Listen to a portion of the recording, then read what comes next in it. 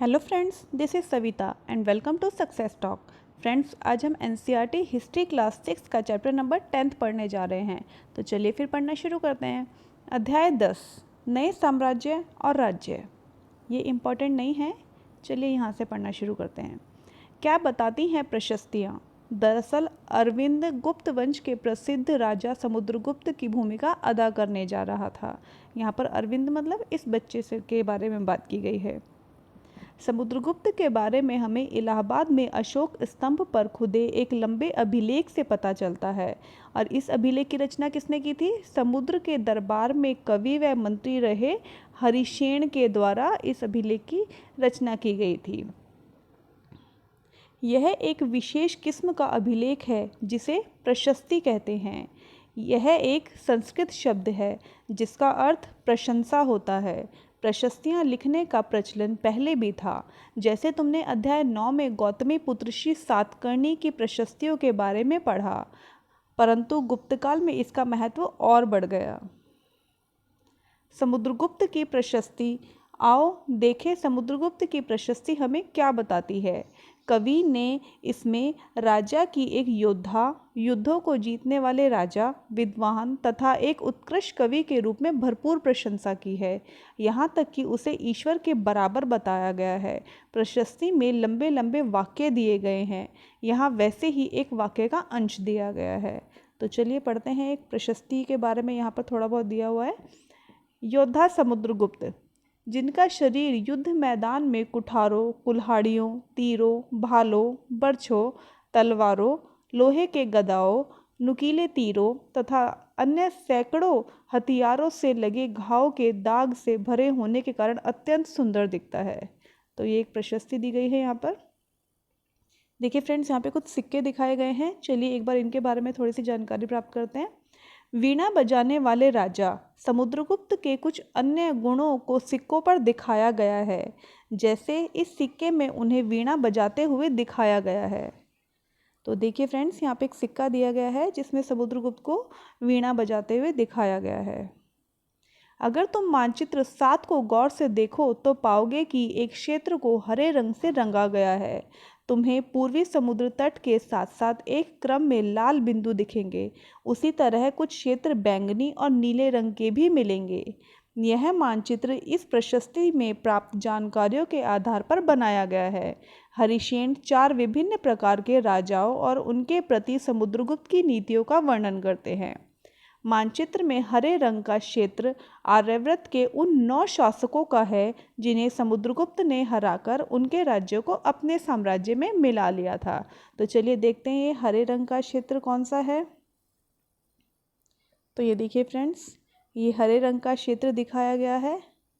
और इसमें कौन कौन से एरियाज आते थे? इसमें मथुरा, कन्नौज, प्रयाग, पाटलिपुत्र और नालंदा था। और ये था आर्यव्रत का क्षेत्र था जिन्हें समुद्रगुप्त ने अपने शासन में मिला लिया था। दूसरा, इसके बाद दक्षिणापथ के 12 शासक आते हैं। इनमें से कुछ की राजधानियों को दिखाने के लिए मानचित्र पर लाल बिंदु दिए गए हैं। इन सब ने हार जाने पर समुद्रगुप्त के सामने समर्पण किया था। समुद्रगुप्त ने उन्हें फिर से शासन करने की अनुमति दे दी। तो दक्षिणापथ के 12 शासक चलिए देखते हैं हम।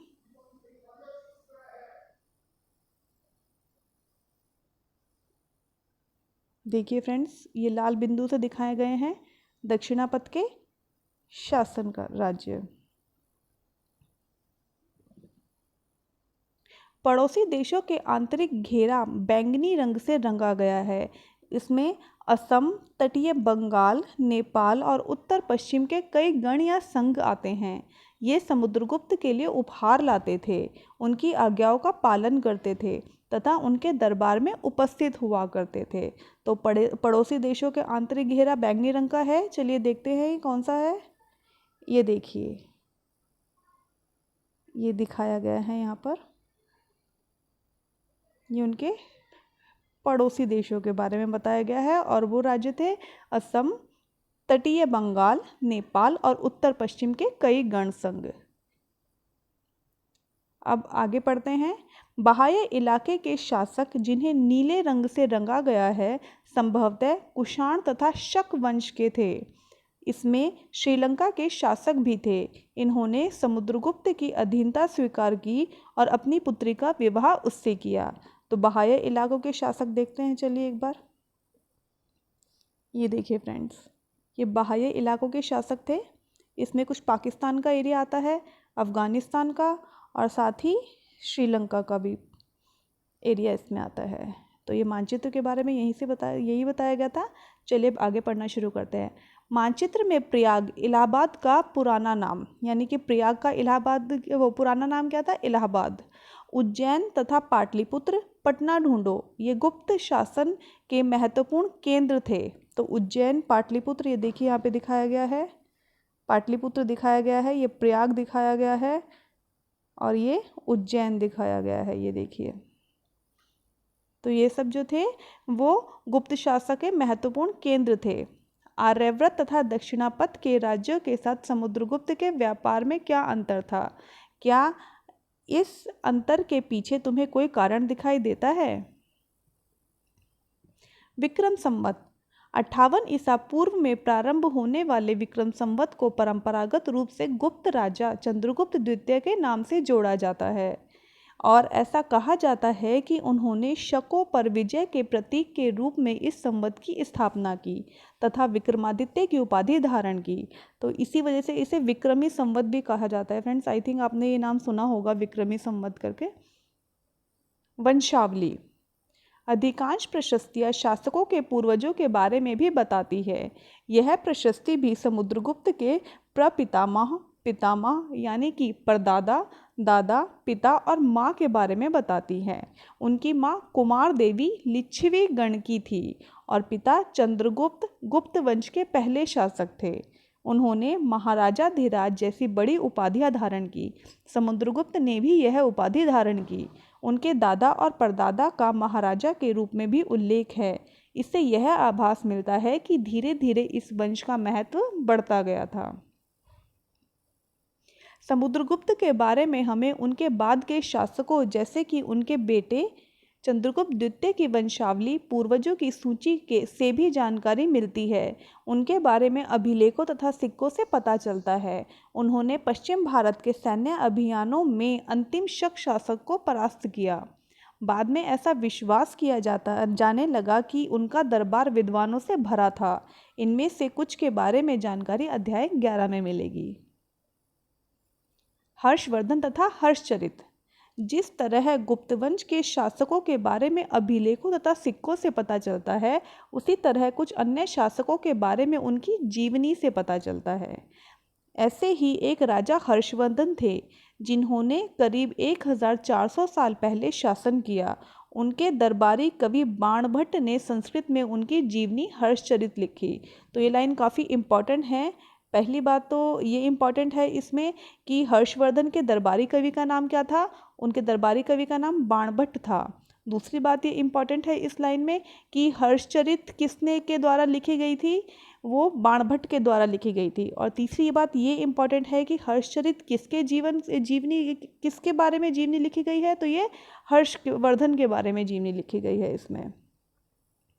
इसमें हर्षवर्धन की वंशावली देते हुए उनके राजा बनने तक का वर्णन है।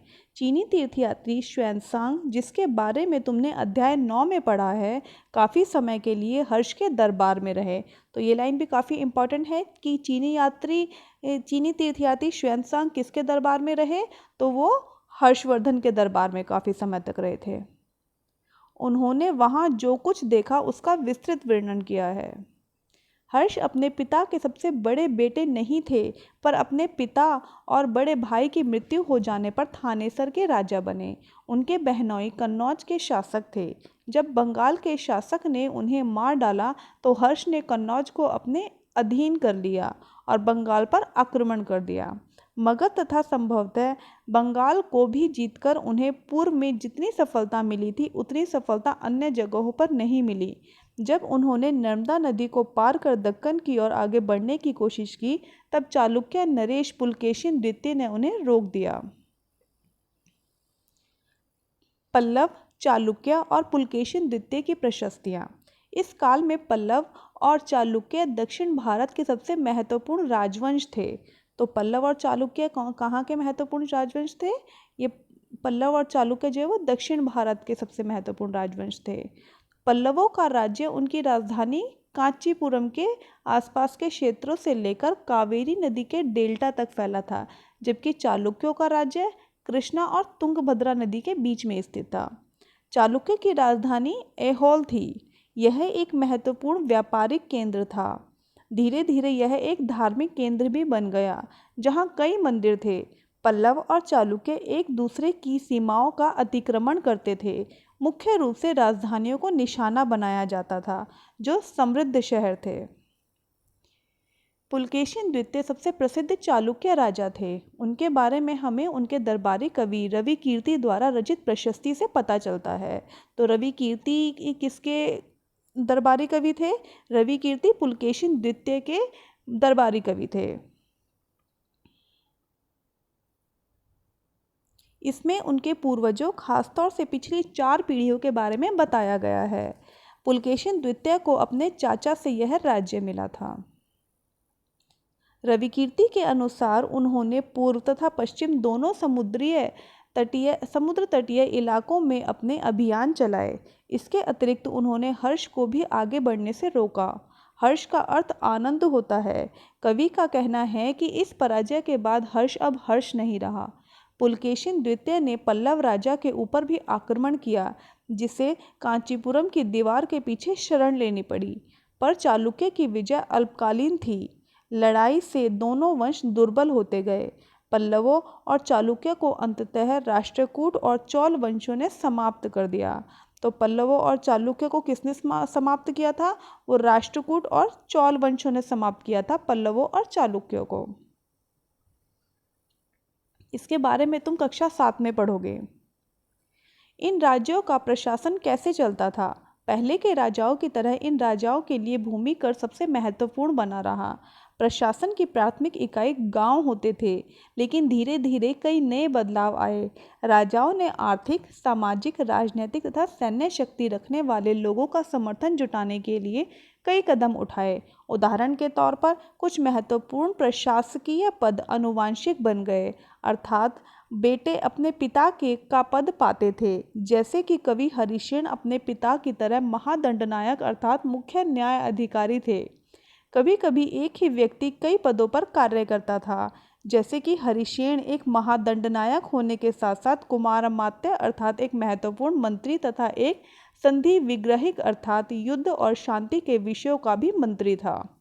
संभवतः वहाँ के स्थानीय प्रशासन में प्रमुख व्यक्तियों का बहुत बोलबाला था। इनमें नगर श्रेष्ठी यानी मुख्य बैंकर या शहर का व्यापारी, सार्थवाह यानी व्यापारियों के काफिलों का नेता, प्रथम कुलीन अर्थात मुख्य शिल्पकार तथा कायस्थों यानी लिपिकों के प्रधान जैसे लोग होते थे।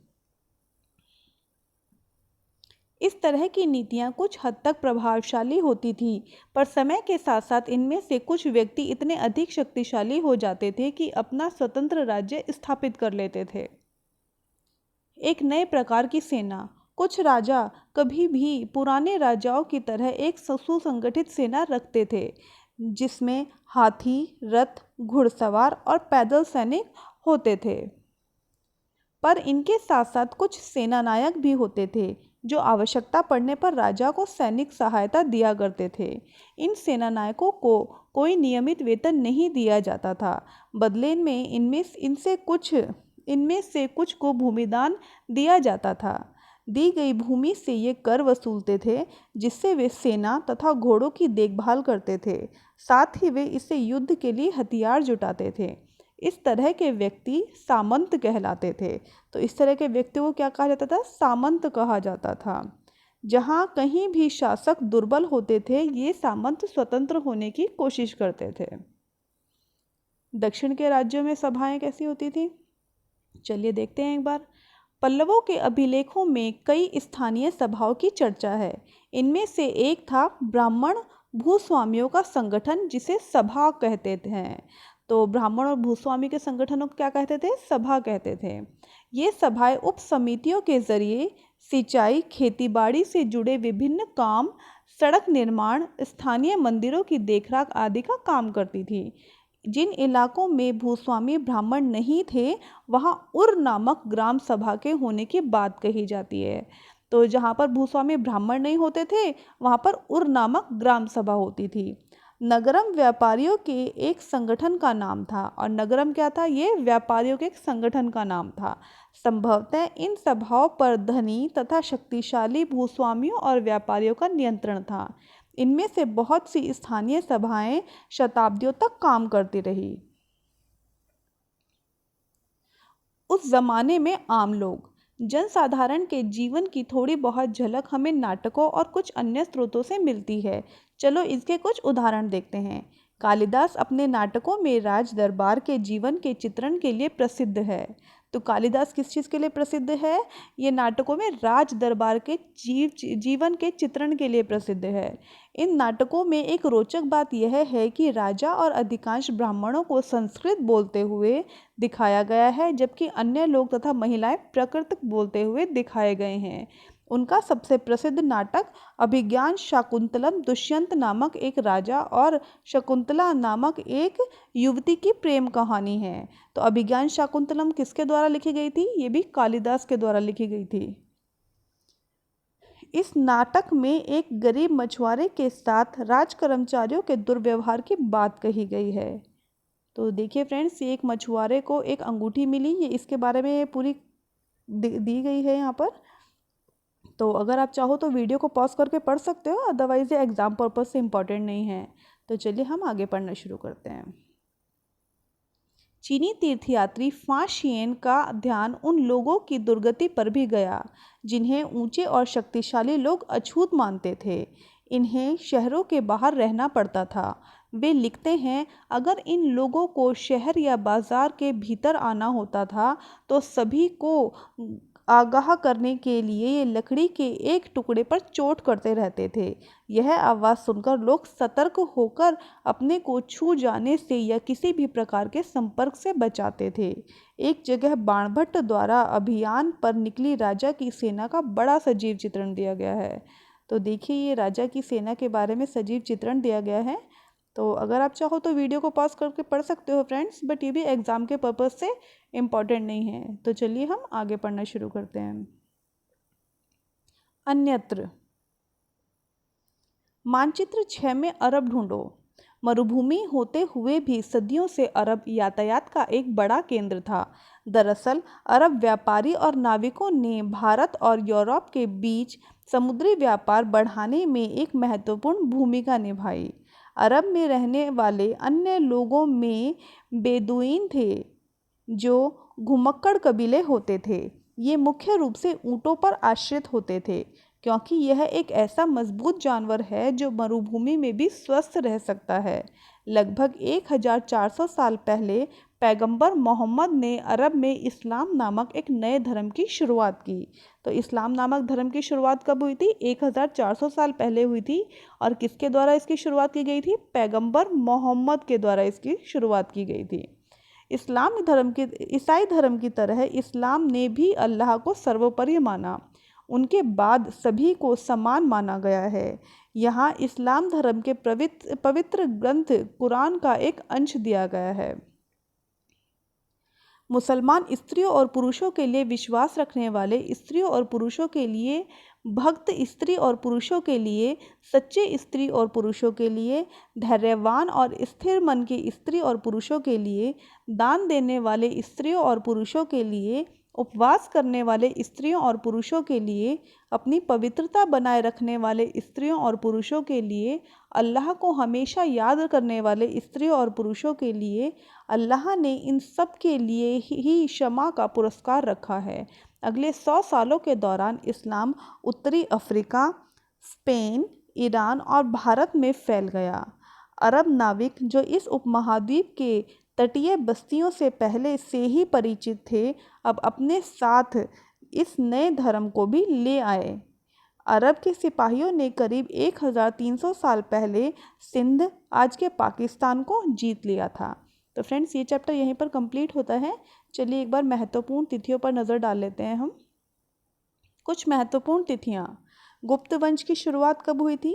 1700 साल पहले गुप्त वंश की शुरुआत हुई थी। और हर्षवर्धन का शासनकाल कब था? वो 1400 साल पहले था। तो फ्रेंड्स, ये चैप्टर यहीं पर कंप्लीट होता है। आई होप आपको मेरी ये वीडियो पसंद आई होगी।